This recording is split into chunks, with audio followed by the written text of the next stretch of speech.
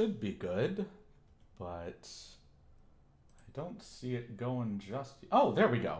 Awesome. Cool. Hello. Apologies for being a few minutes late. I was having a very deep and long conversation with my sister, but it was well worth it.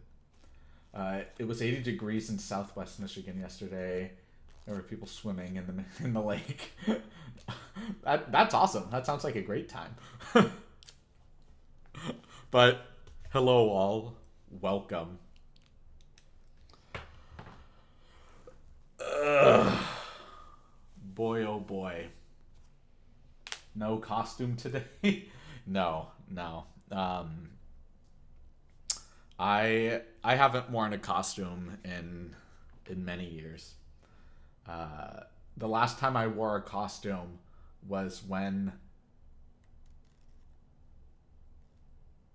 not the last time I went to Anime Expo, which I want to say was 2018, but I want to say it was 2017 is the last time I wore a costume, which was to the expo. But it doesn't necessarily mean to say that I wouldn't wear one again in the future, especially if I'm going to just keep doing performances and things. But I don't know. My view on costumes has changed a lot over the years. And a really great example of that would be, I want to say 6 months ago, I was doing a D&D campaign with a few buddies, and even though I got to choose the class and the weapons and the outfit and everything like that, my character's personality was essentially my personality.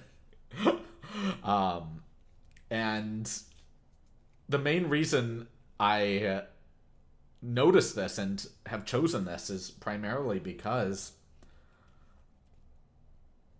I have a great sense of pride as to who I am as a person. I've been so beaten down by life and so crushed that when I ultimately became the person that I am today, even though I'm nowhere near perfect and I still have plenty of room for improvement, that I'm really proud of the person that I've become and the choices that I've ultimately made for myself. And it came down to the point of the qualities in myself that, even though I have a lot of negative qualities that I still really would like to correct and polish over time, there's a lot that I really do appreciate about myself, and a lot that I really am happy that I have incorporated into my life. So I put that into my characters, and this goes back into costuming just in the sense of there's nobody that I'd rather be than me, you know? I believe it was Viktor Frankl who said something along the lines of, it is the duty of each individual person to own up to their full amount of suffering, you know? Nobody can take on your suffering in the world. Only you can take that on, and only you can take that on alone. It doesn't necessarily mean that we can't be sympathetic towards each other and sympathetic towards the struggles that we all face, but we have to accept the fact that we're born into this world alone, we die alone, and the challenges we face are challenges we face on our own independent journeys. And how we ultimately decide to mold and structure ourselves is based on ultimately the kind of person that we want to be and how resilient we are. And I think that, at least in my case, that there's a lot of qualities that have fortified me enough to manage my own suffering. So because of those qualities, I don't necessarily have a particular fondness for dressing myself up as somebody else or something else, you know. You can say you are dressed as a YouTube content creator or reactor. Well, I mean, I am a YouTube content creator slash reactor. Um, I mean, but like you can slap a label on it, but it doesn't alter me by any means. And I think that's the whole point of a costume. You know, the idea of a costume, at least in my view, is I want to be a Jedi.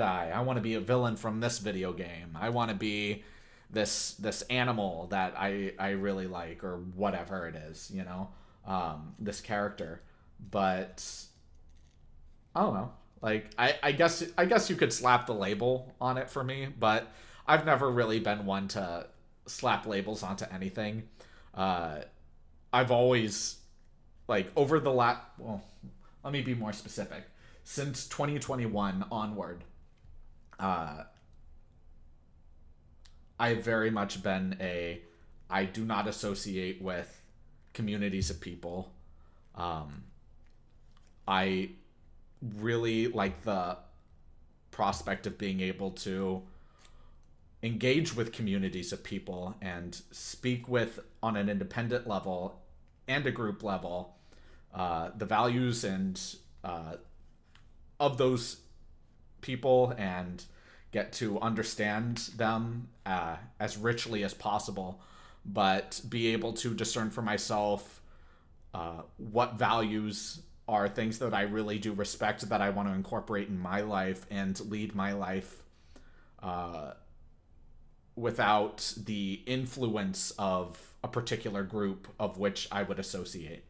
I've been burned too many times from communities that I heavily associated my identity to, so I find it really important just to be able to engage with groups, but also have the inner strength to have a certain level of separation and to think independently.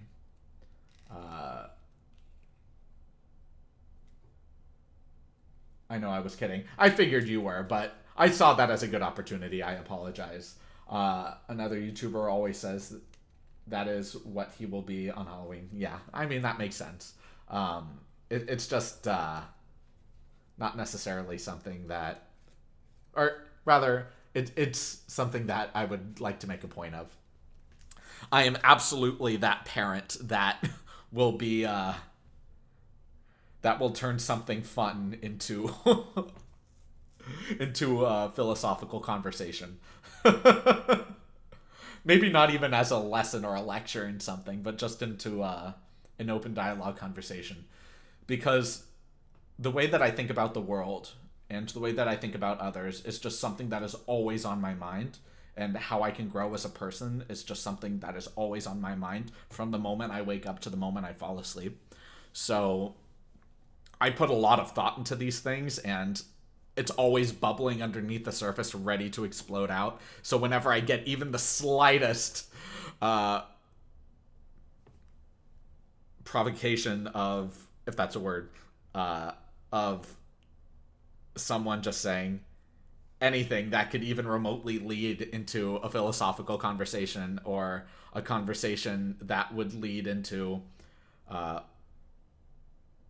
just all of us being able to share ideas about anything, then I will absolutely jump on that opportunity.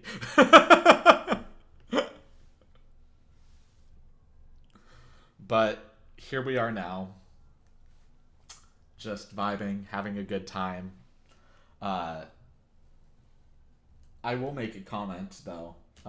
Yesterday I put out a video that I ended up unlisting just to get advice on before I decide to release it, if I even decide to do that. And what ended up happening was there was so much negative backlash on the video itself. Thank you for that. Yeah. But there was just so much negative backlash on the video, and so many just callous people, and people who just had no idea what they were talking about. They were just so emotionally connected to that artist and put him on such a pedestal that anything less than praise would be retaliated against. And I feel like most people would rather say, yes, I would like honesty, but then the moment honesty hits them, it stings them and they say, no, I hate this, screw you. So I think when people say, yes, I want honesty, that's more of a, this is what I'd like to believe about myself. And then when push comes to shove in the moment of truth, they reveal their true colors. And that's really unfortunate. But I did end up reaching out to another YouTuber who is far more successful than me. And he got back to me saying, you know, it's ultimately your discretion. But in my view, I would leave it up. And I am taking his thoughts and opinions into consideration. But to be honest, I don't know if that's the kind of community that I'd want to build anyway. The kind that are just unwilling to lay off of their obsession over an artist and take on another viewpoint that is outside of their current viewpoint and see at least some semblance of value within that. But I digress. Ultimately, I relented and the video was taken out of public view, even though it's still on the platform. And we'll see how it goes. But it was actually really amazing, though, because even though I felt pretty bad the moment I took it down and left it up for a few hours and was engaging with as many comments as I could, I immediately went to go work out right after that. All of that happened. And for me, the best workouts are when I have a ton of energy to burn, especially if it's negative energy, because when I feel a tremendous amount of anger, resentment, frustration, sadness, or anything that could be perceived as toxic, I guess. Even though I don't necessarily think that the emotions themselves are toxic, I think they add a certain sense of value into our lives. Again, I digress. The point of it being is that all of those emotions gave me so much energy that I was able to put all of that energy into my workout, and my workout felt amazing. I knew the point in which I would have normally stopped on any regular day because I was really tired, I was exhausted, I was sweating a lot, and I'm like, yeah, this was a good workout, I can call it here. But I had so much pent-up energy that I just kept going and going and going and going. Not pushing myself to extremes, but at the end of it, I just felt so satisfied at the end of that workout. So if there's one positive that I can take away from yesterday, it's absolutely the fact that I just had such a great workout and I felt amazing. I was afraid of that. That's why I suggested Patreon only on your survey. Well, yeah, of course. But the reason why I still put it out regardless is I had a feeling it was going to be bad. Not as bad as it actually was, but it was... But I had a feeling that it was going to be bad regardless. But so many comments directly through YouTube requested it. And I wanted to make sure that those people had an opportunity to see for themselves what my thoughts were. And I hope they had the chance to see it before I took it down. They like honesty as long as it matches their mindset. Yeah, and that's exactly the problem.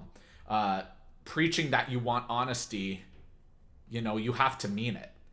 Otherwise, your words are cheap. And it's very self-righteous of you to say that when you don't actually mean it. In the idea of the truth is always a good thing if you're willing to accept it. And not to say that my opinion was the truth. By no means am I suggesting that. But I'm more saying that if you want a professional's opinion and you go into it knowing that an opinion is subjective to personal experience, then I'm going to draw upon my own personal experience in music, which is 2 decades of experience being fully invested in the music scene and engaging with it and drawing upon that wisdom that I've gotten from it and saying, this is how I think about this artist. And throughout a lot of the video, there was a lot of praising, but a lot of the comments were, because I was criticizing a lot throughout the video, even though there was a lot of praise as well, people only heard the criticisms, and people were lashing out with the most horrible comments. And I really didn't understand that kind of perspective, just in the sense that I understand that you place this artist on a pedestal and that you have the need to defend their honor, or it could even be perceived as a personal attack against you. You know, if a professional musician were to say that this artist doesn't really register a lot of really great tones for me or whatever, then it's very easy to take that as this person is saying that my musical tastes are terrible because of all of these criticisms. Therefore, I'm not going to stand for that because I like what I like and therefore will retaliate. And I understand that, but I know for a fact my audience is made of 100% adults. I don't have my audience that I saw on my analytics page is 0.0% under the age of 18. We are all adults here, and the fact that people just completely lose themselves in their emotions, especially when everything that I said I feel has a lot of value and merit to be gained, especially when I critique artists, I want artists to be held to a high standard, to produce the best possible art they can. And always knowing that my criticisms, as well as my praise, never comes from a place of judgment against them, but rather as a person, but rather this is the art that you've presented in front of me. I don't care about the backstory. I don't care how little time you've had to learn it.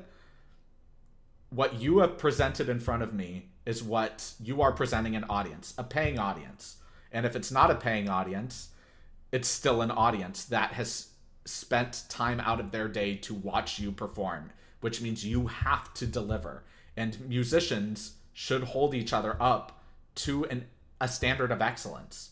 And it's not even just musicians. It's all artists. It's all human beings. If we actually all held each other accountable, what a tremendous world this would be. But a lot of people don't like that sense of accountability because it's terrifying. Knowing that if you were to engage with a person and they came to you and said your actions deeply affected them negatively, a lot of people would say at least with the people that I've experienced in my life, some people might try to gaslight and say that's not true. Look at all of the good I've done, where the good might be true, but it doesn't necessarily negate the negative effects that it had on others, or things in that nature. The ultimate idea that I'm trying to express here is that my view of music is completely subjective. That is based in objective technique. But ultimately, I am just one person who really loves music. I love music with my heart and soul. That doesn't mean I love all music, very similarly to I love humanity. I love human potential, human capability. I think humans are capable of creating some of the greatest inventions and greatest sounds and greatest art and produce some of the greatest goods the world has ever seen. But that doesn't necessarily mean that I love each individual human being on the planet, because there are some people who are truly malicious. Some people who make the decision to not want to learn or grow or evolve as a person, but stay stagnant in their mindset because there's a certain level of comfort that comes from that. And I understand of wanting to stay stagnant, because maintaining this level of knowledge, maintaining this state of static being is very comfortable. It means that things aren't going to change, but human nature naturally evolves. The world naturally evolves, and human beings naturally change over time. And it's so important that if we are to get a view that disagrees with our own view, that we don't take immediate offense with it and become immediately defensive over it, but rather view it as, okay, this person obviously disagrees with me in my own musical views. However, this person is also a professional, which means that there is some basis in which their opinion has value. I'm going to listen to this with an open mind and open heart and do my best to find the value. If you can't find the value, that's fine, ultimately. But at least you can tell yourself that you took the time to say that you genuinely put your best foot forward to find it. But I guarantee you, more often than not, that if you actually took the time to find the value in something that you even vehemently disagree with, from somebody that you think on some level knows what they're talking about, then I guarantee you there will be value to be found. A lot of my own views of the world I've taken from varying elements of the world, and a lot of those elements were from things that I never personally thought that I can engage with on any level. Just even superficially, I thought, I hate this thing, I'm not going to even engage with it in the slightest. And then when I started opening up my mind and my heart a little bit more, I started thinking, okay, well, obviously a ton of people in society really adore this particular community, or really adore this particular mindset or person or thing or whatever, and hobby. And I want to be able to engage with it in a way that's authentic and real, and understand where the value is in it, in order for me to not just better sympathize with that group of people, but see if there's a value in it that I can incorporate into my life that makes me a stronger, healthier, happier person. So just my 2 cents on that. I read some of the comments before you removed it. It seemed that your reaction was way over their head. I remember Lolly said that he was auto-tuned and she got sick of the flack for it. By the way, Lolly Wren would be another good music reactor to collab with. I mean, I'll definitely give it a shot.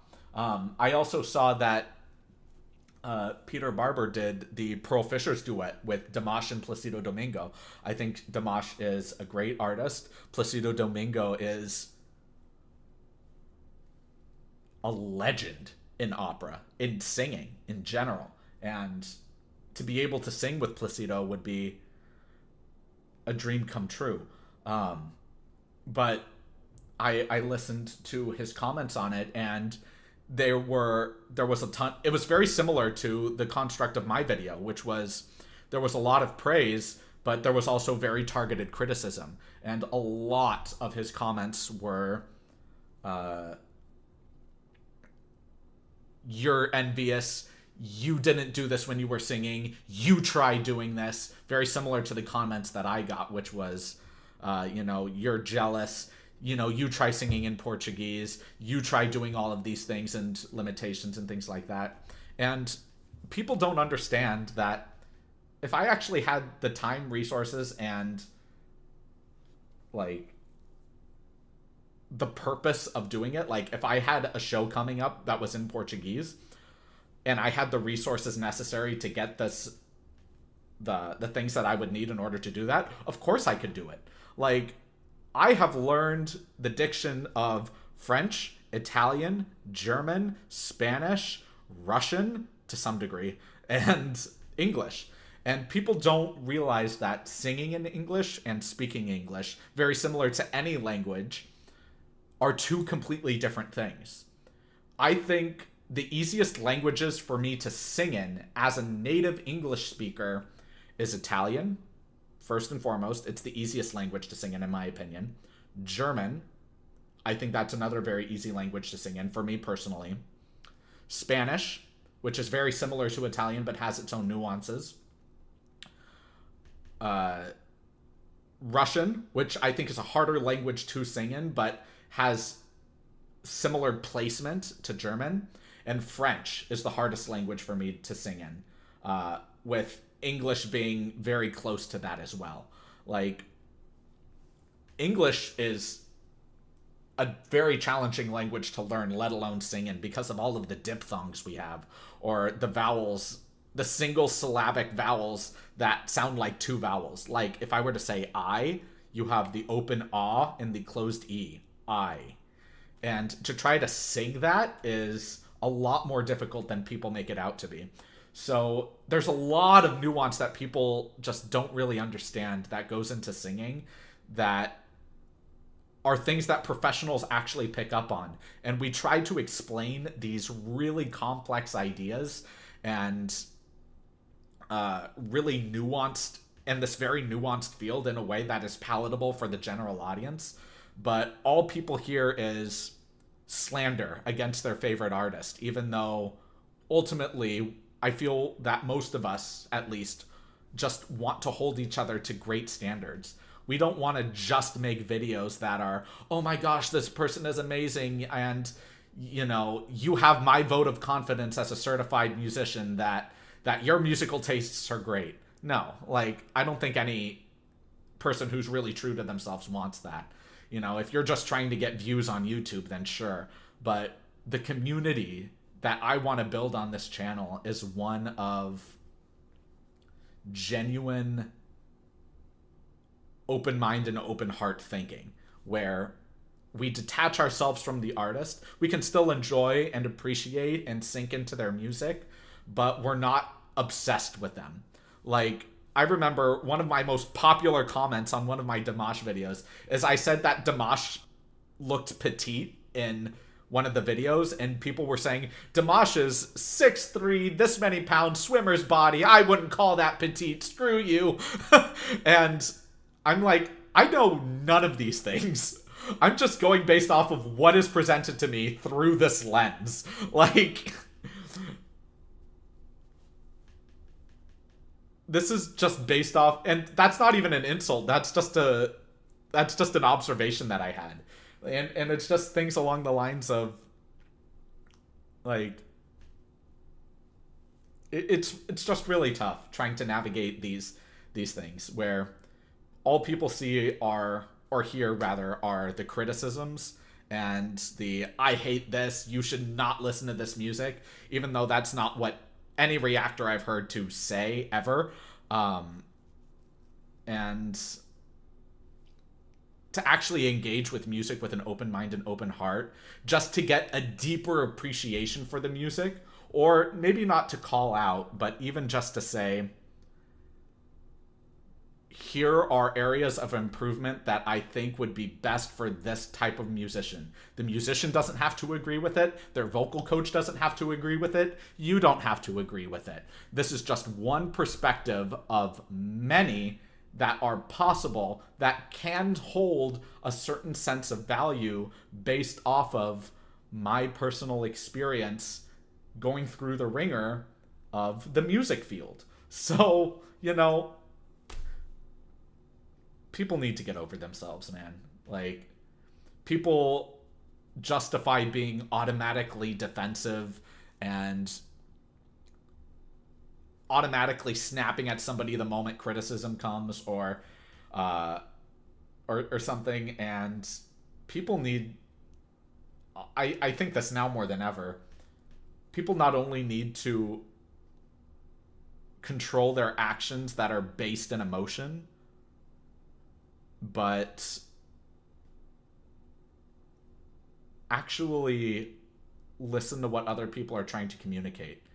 There's a lot of instances where people might not fully speak in a way that resonates with you or in a way that you're able to understand.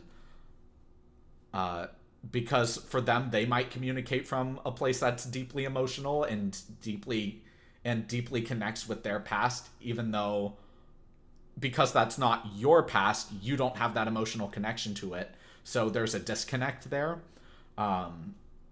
Or the way that they speak might be in terms of the physical nature of it. If they're, like, for me speaking English, if somebody were to come to me and speak very broken English, where I've had many colleagues that were studying abroad from China when I was in university have that. They had a translator with them almost all the time, but those people were still very charming, very wonderful people, and were beautiful vocalists. Like one of those Chinese students actually sang a piece in English, and this was one of the students who did not know English pretty much at all. She knew how to say please and thank you, essentially, and that was the extent of it. Everything else was just trying to seep out syllables. So the translator constantly tried to give her enough confidence to speak basic sentences, but it was very broken English. But when she sung in English, it was perfect. Perfect. Like, you couldn't even tell it was the same person. And that's one of the criticisms I had in this last video, where people were saying, he's not a native English speaker, right? How dare you be so insensitive about all of these things? And if you're performing a piece, you have especially if you're not on any deadline, you have so much time to learn the diction, learn the emotional core of the piece, what emotions you're portraying each cadence, working out each vowel and syllable with an instructor, working out each cadential phrase with your coach, practicing it relentlessly. And it comes to the point of, you can't use not being a native speaker as an excuse to not perform something brilliantly. And I always recall that memory of that Chinese student singing a song in English where I understood every word with very crisp diction, but also this very smooth legato vocal phrasing that was just majestic, and it moved me to tears.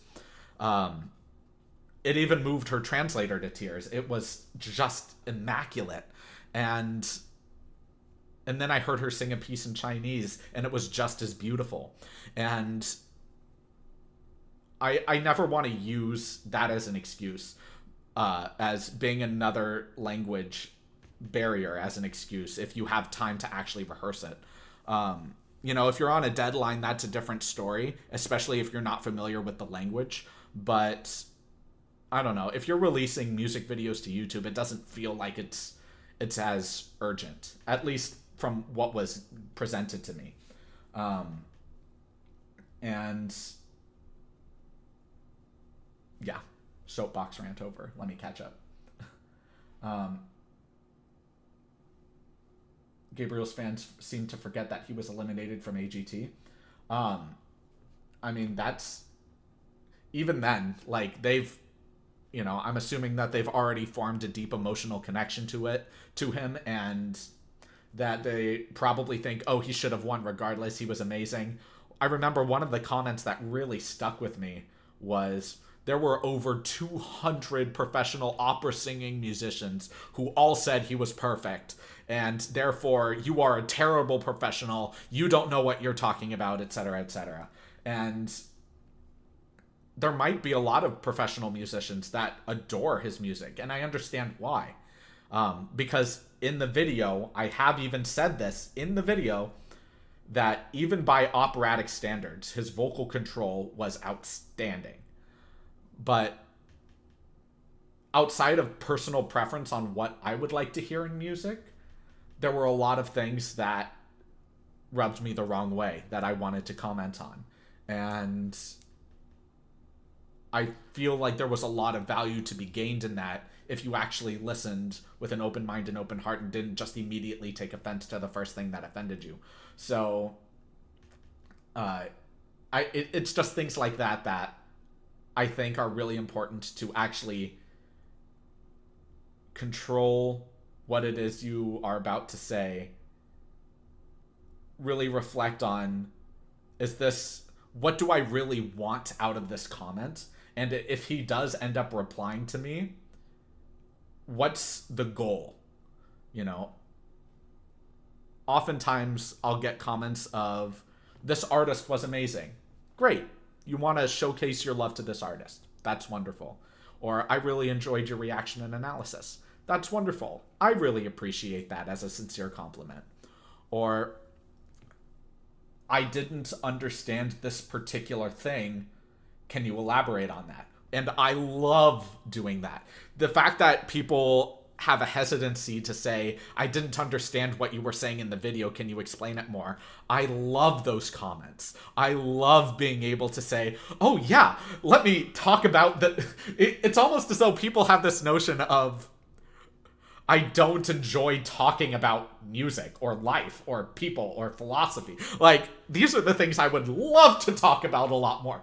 Give me an opportunity to talk about books and authors and music and people. Like, I live for this. So, you know, never feel bad about wanting more clarity on something if I don't explain it well in a video. I'm not perfect, and I never explain my thoughts to the extent that I want to in a majority of my videos, honestly. Even if some of my videos are very long, oftentimes I don't really get to the pith of what I really want to say. So even though I do my best to do that. So, you know, it's a challenge. It's a struggle. Yes, us humans are very talented. I agree. If someone has no argument, they get always personal. Ultimately, I do agree with that. Yeah, it's a direct attack on you, and they have no basis for it, which is ironic because they say that my views and opinions have no basis. You know, they bring up people that they've never met or never understood and just ultimately say just really hurtful things because they themselves were hurt because of the criticism. They can't accept the criticism. And I understand that, but also I know that you're an adult. And being an adult means listening to either hard truths or being able to listen to opinions that disagree with you, but you can still find the value within them, or still at least hear it out before discerning for yourself what it is that you actually believe in. I feel like when people engage with really meaningful conversations that have a lot of nuance that two people are on opposing sides of the aisle of, both of those people, at least from the majority of those types of conversations that I've witnessed and have been a part of,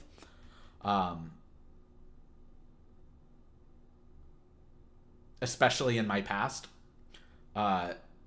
we go into it with this, I would not be living my life today if I did not believe that what I know is fact, based in fact and true, which means that what this person believes, since they are opposite of me, is not based in fact, is based in fallacy and is wrong. So I need to win this argument to prove to them they are wrong. And both people think about that of each other. And those conversations get nowhere. And that's why I think it's so critical to be able to have the humility to engage with meaningful conversation and say, I actually didn't think about it this way. Or this was something that I didn't notice before, and I appreciate you bringing it to my attention. And I don't know how I feel about it right now, which is a perfectly acceptable answer to have.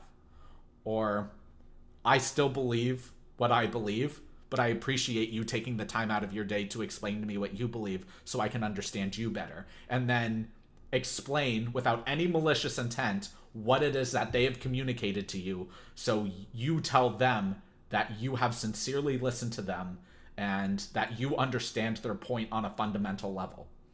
And then both parties can walk away happy knowing that they communicated what they want to say, that if you have the humility to even change your mind in that moment because you know what your values are, what your principles are, and what you are in alignment with, and a lot of new information was brought to light thanks to the other person, then that is incredible. But I think very few people are capable of displaying that level of humility in the present moment.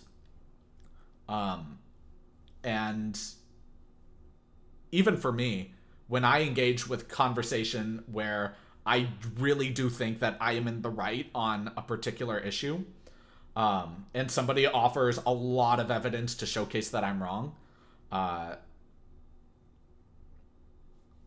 also showcase my evidence to prove my point, and they can, and the other side can find the value in that as well. But even then, it comes to the point of, okay,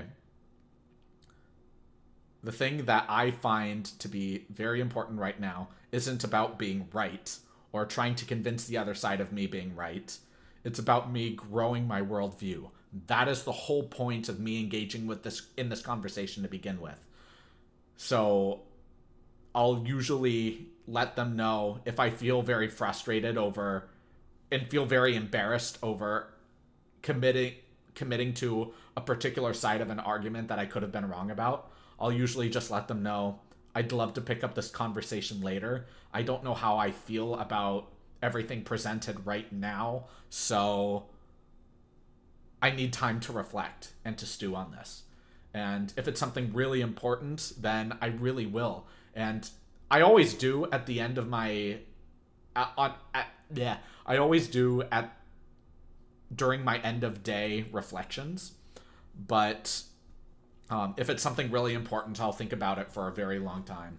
And ultimately, I will come to a consensus on, okay, this has changed my view about something, or this is the view that I have, but it's been expanded by this nuance, and I'm now able to understand where the other side of the aisle is coming from, which I find to be tremendously valuable when engaging with this type of conversation with these types of people further in the future. So there's always something to be gained from meaningful conversation, just as long as you go into it with an open heart, no prejudice against another side, and go into it with, there's a lot of things that I know about this that I could be wrong about.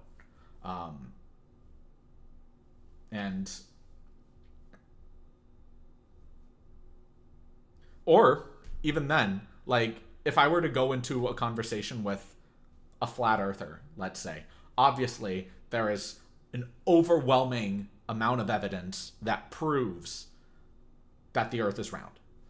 And I have never personally been into space. So it's very difficult for me to say from personal experience, I know for a fact, but with all of that being said, I can point to several articles, several professional journals from people that have documented these things. We have real images that document these things, but that's not going to necessarily convince those people, because they were also probably at some point also shown those images, also shown those articles. So it's not a matter of engaging with conversation in a way, how can I prove to you the earth is round? But to come to the point to say, tell me why you genuinely believe this. And it's not about me convincing you. It's about me trying to understand how you got to this point, and either not taking any action beyond that by saying, I appreciate you taking the time to explain to me how you got here, and ending it there, just so you're able to at least get an idea as to how these people end up in this point. Or taking it a step further and then questioning their thoughts or their opinions about this particular issue using their own evidence.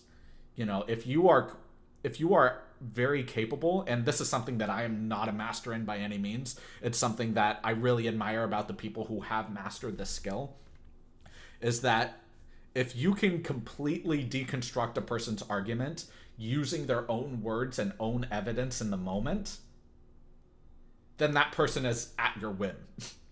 Because they have nothing to defend themselves, because all they had was their argument. And if you do an incredible job of turning their argument over them, then, but obviously in a way that isn't designed to be malicious, but in a way that is genuine and sincere and genuinely wanting to understand their point of view more, and they come to the realization on their own, and that is key, that they come to it on their own and say, hold on, this actually doesn't make a lot of sense. That's huge. That's huge. And it's that kind of, like, human beings just hate being told what to do. Period. Particularly me. I have a recalcitrance towards just authority. I very much walk my own speed, my own way, and that's very evident by my last video. But it's also what I want for the channel, which is honest criticism, held accountability, and overall open minds and open hearts, so people can figure out their own path in a way that's real and authentic for them. But, you know, I'm currently reading rereading Robert Greene's The Laws of Human Nature, and one of the passages says, or elaborates upon the idea that people need to come to decisions on their own, or they at least need to feel as though they've made their own decisions. Even if there was influence, even if there was manipulation, people need to feel that they have made their own autonomous decisions. And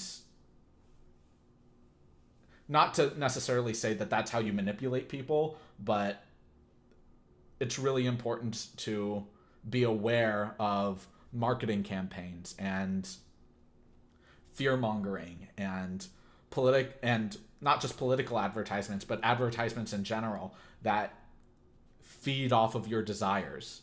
And, you know, you don't only see this in demagogues, but you can see this in something as simple as a fast food commercial. And yeah, you know, it just pays to be more aware and not just ride life on autopilot.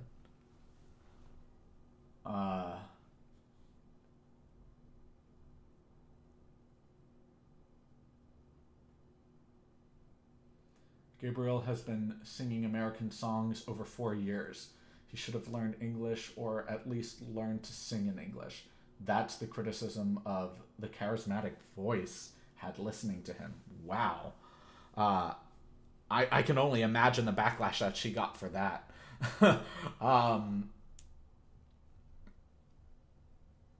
Yeah, I mean, I agree to that. Because with me, when I went to Germany, I didn't stay in Germany for years on years. I was there for a month. And I didn't know the language that well, but I could tell that over the first couple of weeks that my German was getting a little bit better. I was able to say basic sentences cleanly. And I know that if I spent a year plus there, my German would have been great. And it's very similar to if I'm going to visit Japan, I'm going to show respect for the Japanese people and their culture, and to say, I went through the effort to learn your language, learn your culture, your traditions, and to mold myself to your environment because this is your homeland. And it's very similar to people coming to the States. So ultimately, I agree with that criticism.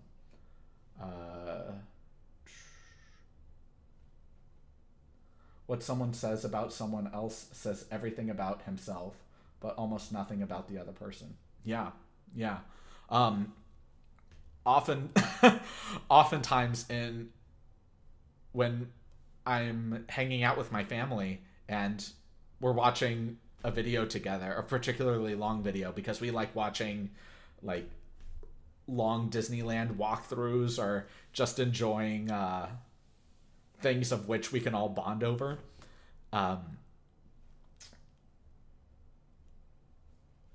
Advertisements come up during the video because they're very long videos. And especially in recent times here in the States, we get a lot of political advertisements. And more often than not, these political advertisements are just slamming the other person or their political opponent. And keeping in mind that my family is more or less pretty divided when it comes to political issues, but we all of us agree on this one thing, which is stop talking about how terrible the other person is and talk about why you are right for the job. Like, by constantly slandering this other person, what you're telling me is that in this election, I have to choose between the lesser of two evils and not who is actually qualified and deserving of this particular position. And it drives us all nuts. It's just mind-numbing, dude. Like, I've used this free trial of YouTube Premium for a little bit because I needed to use some of its features to explore some video options. And I have to tell you guys, my subscription to Premium is almost up, the free trial of it.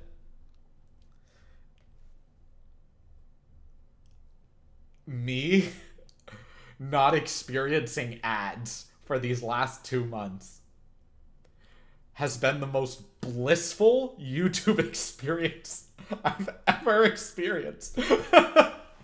It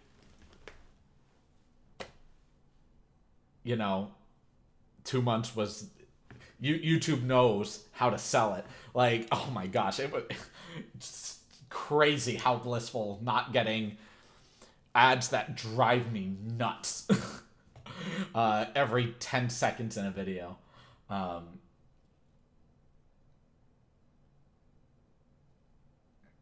Oh, I have to run first dinner, then trick or... Oh, that's awesome. Have a wonderful time, Blue. Are you still listening, or are you still open to listening to Tommy J's Helig Knot? Yeah, I mean, I'm of course opening to listening to more Tommy and things like that, but there are donation requests that I have to get to first. And videos will... So let me lay out what my structure currently is for YouTube. So Fridays and Saturdays, I take off. I spend them with my family, with my loved ones, and there's nothing happening on those days. Sunday is my day of full filming and maybe some editing, but it's primarily used for filming and posting a video that I made the week prior onto Patreon. Monday is the start of YouTube posting. Same thing with Tuesday and Wednesday. And Thursday is the live stream. So I only post to YouTube essentially 4 days a week, with one of those days being a live stream. And since I've been getting more donation requests, it might be a little while before I actually get to it. Not to say that I won't eventually get to it, but at least for right now, there are things that I have to catch up with. Since we're on the subject of Gabriel, I have to say that there are some of his songs that I really enjoy listening to, like his earlier recordings. And that's awesome. Like, I don't want to slander any musician. If there's a like I was mentioning, I think Gabriel has incredible control over his voice. It's shocking. And it does not surprise me that he has an extensive fan base in the slightest. It makes me happy to know that there are people who really do love engaging with music and therefore love engaging with him because of his music. And I think that that's awesome. The more people that really dig music, in my opinion, the promotion of music, I think, is always a good thing. But there is no but. I think that's always a good thing. So if you like an artist that I don't particularly like, that's awesome. Like, in terms of rap music, I don't particularly care for Tupac's rap.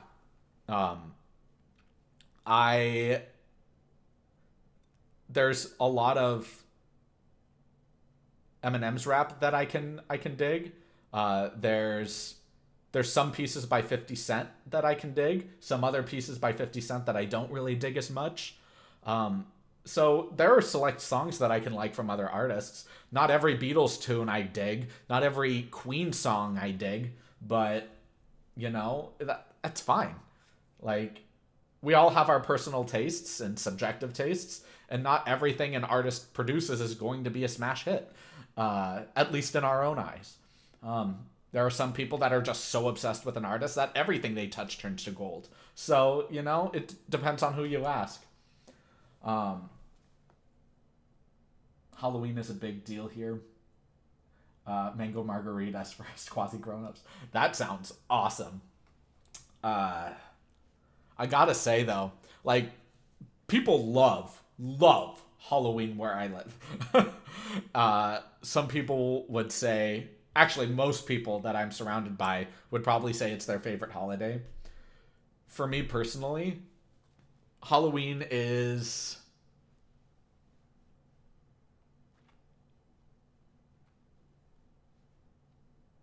either my third or my fourth, honestly. I really love the holiday season. Hanukkah and Christmas in December. I really love Thanksgiving. Mainly because it's the time of year where my family all comes together and we can just enjoy a really good meal and appreciate each other's company without... Like, we try to do that every weekend, but that's really home family meal. A lot of effort went into it. We all appreciate that. We all love being there.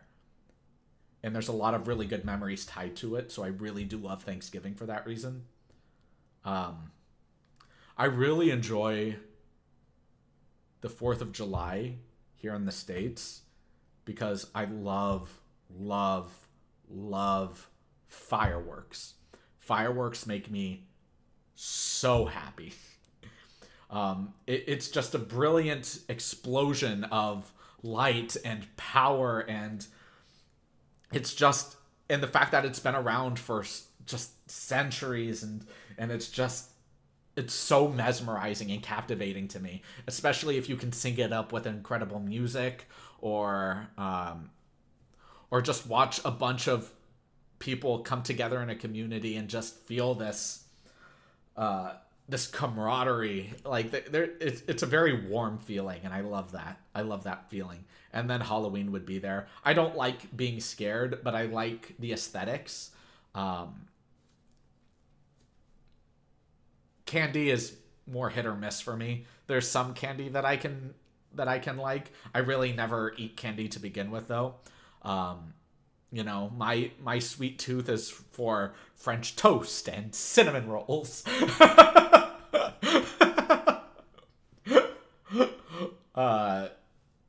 Or some sweetener in my coffee, but you know, things like that.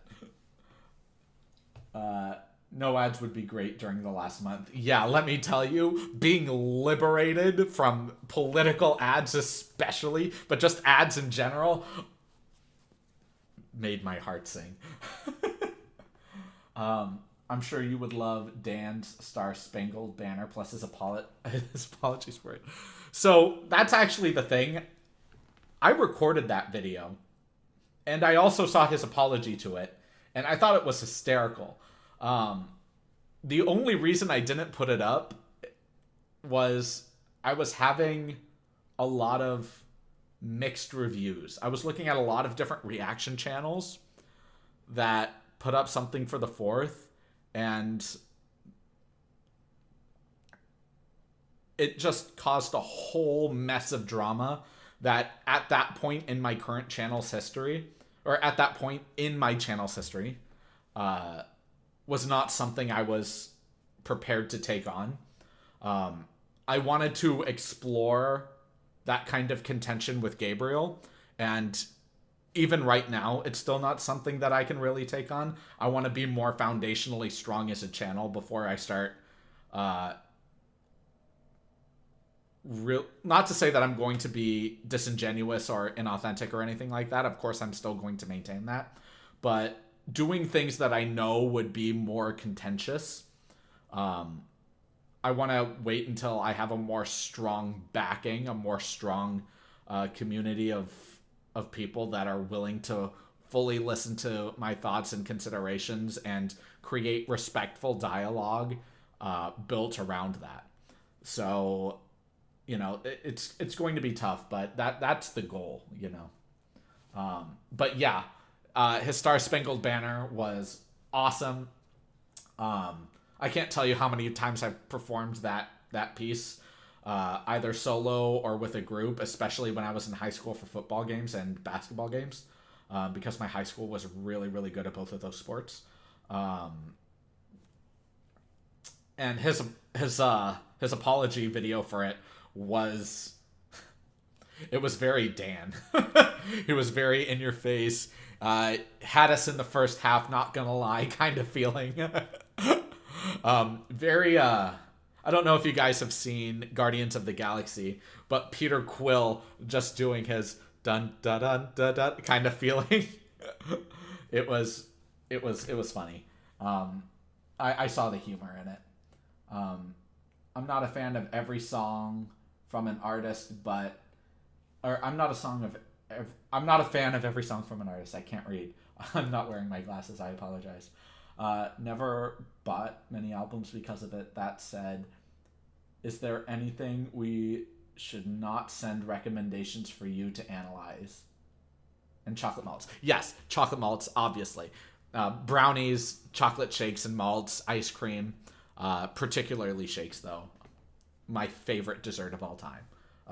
Just anything rich in chocolate. Oh.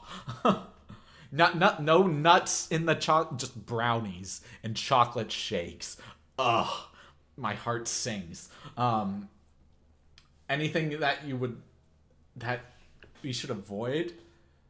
I mean, obviously, I'm not going to react to anything Gabriel Enrique for a while.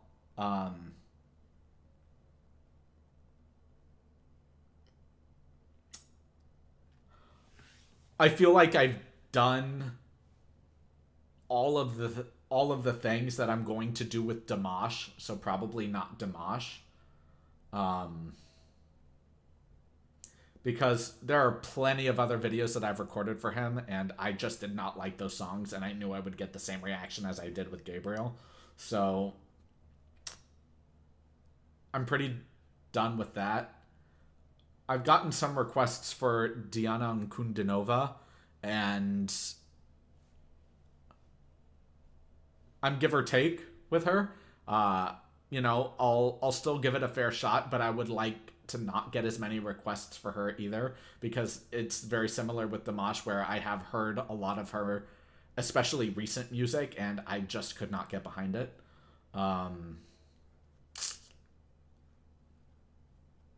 But there really hasn't been much else recently that I haven't really been digging, So I'd probably say Gabriel, Dimash, maybe Diana. And if I do end up getting to them again, then it'll be on my own terms. So that's probably the answer to that.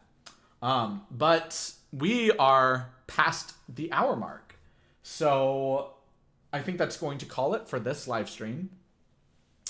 I want to thank you all for being here, engaging with this, and hearing me out on everything. I really do appreciate all of your insights and inputs and opinions.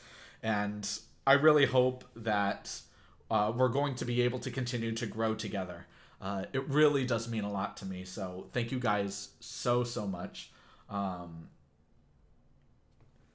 But don't blame you for that. Is there an era that you don't like? No. I like 20s, 30s music. I'm probably going to do the Mills Brothers at some point too. I like music from the 40s, the 50s, 60s I actually dig a lot. 70s I dig a lot. 80s rock music can be really intense. I don't care for grunge music, I'll say. But there is still a lot of really good music that came out of the 80s. Like a lot of really good music. 90s music I think is fun. I think it's more whimsical and lighthearted than music from the 80s. Early 2000s is pretty much follows the same vibe of the 90s. 2010s, I don't care for 2010s music that much. Same thing with 2020. So probably things like that. But it doesn't mean to say that any of those eras are incapable of producing incredible music, because there absolutely is a lot of incredible music that is still out there that exists within each of those eras of music. So I'm not going to limit myself based off of eras, because there can be incredible music as like hidden gems within those eras. So I'm not gonna restrict anybody's personal opinion on it. Just know that it might take a little while for me to get to it, and based on how popular it is. But yeah, so with that said, I appreciate all of you for being here. It really does mean a lot to me that you guys are here. I can't stress that enough. And I will see, and if you guys are a part of my Patreon, I will see you guys on Sunday. And if not, I will see you guys on Monday next week. I hope you all have a wonderful rest of your evening or day or wherever you are in the world. And again, I'm so appreciative of you being here. Thank you so much, and have a great rest of your night, everyone.